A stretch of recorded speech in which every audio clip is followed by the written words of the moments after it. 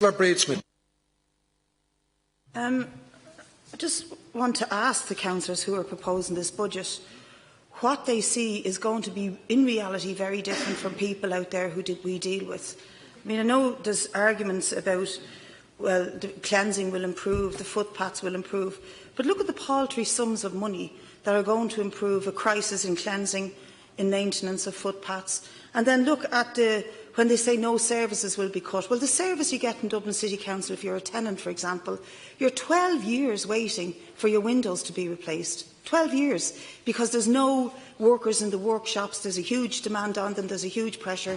So when you boast about we're not cutting services, isn't that marvellous? Because the services are pretty crap as they are.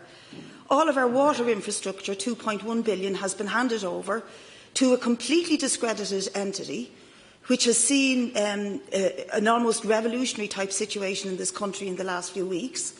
And based on that, when you think back to the local elections, look around this chamber, look at the amount of brand new councillors from alternative parties, from left-wing independents, look at the rise of Sinn Féin, look at we've increased ourselves fivefold here in people before profit.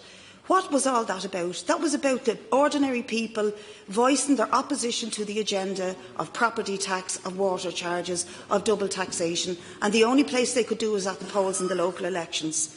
Now, I have listened to all of the proposers of the budget make their defences of it, except so far for Kieran Cuff. I looked through the names. Dermot Lacey, no surprise at all. Rory McGinley, no surprise at all, former Fianna Gaeler. Kieran Cuff, no surprise at all. The Green Party, after all, were in power with Fianna Fáil. Seamus McGrattan of Sinn Féin, I'm shocked. What does Sinn Féin hope to get out of supporting a budget that is based on a contingent of the implementation of the local property tax, when for them this was supposed to be a red line issue?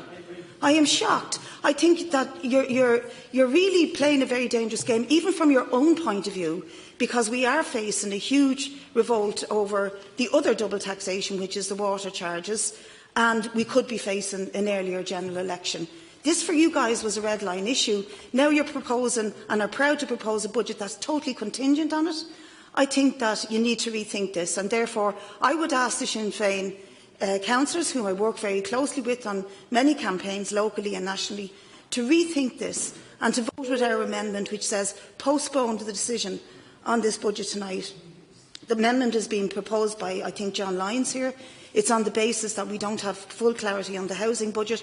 But at least if you go along with that, rethink it, go back to the drawing board and rethink your decision on this, because I do think that this is, I don't understand why you are doing it. I think this is a step in the wrong direction for all of us, and I'm particularly appealing to you because I don't want to see this budget passed.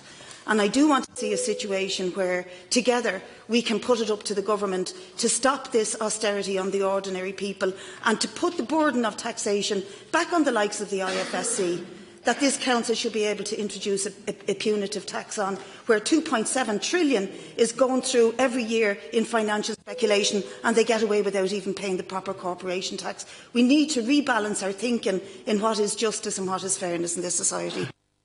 There's 13 speakers left, so Councillor John Lyons. Mayor.